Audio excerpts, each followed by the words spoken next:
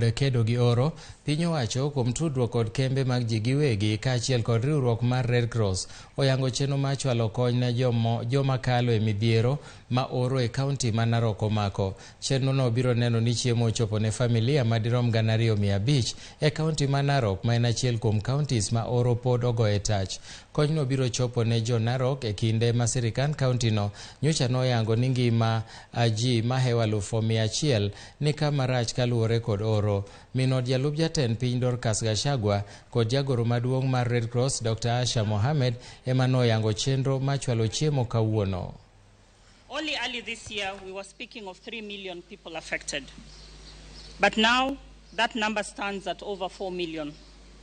This number could rise to 4.5 million by the end of the year, given that the October, November, December rains are projected to be inadequate.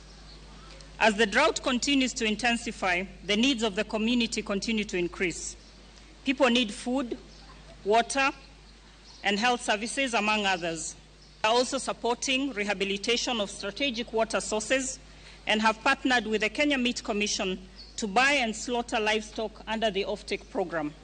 Over 300,000 people have benefited from this program, and I want to thank the government of His Excellency Dr. William Ruto for promising to extend this particular program further. We don't need to wait as Kenyans. Many people, when they see me here, maybe flagging off this, they'll be asking, am I the government? But I believe you and I are the government that needs to govern and make sure that what God has given you, you need not wait, but donate whatever it is so that you can be able to save a life.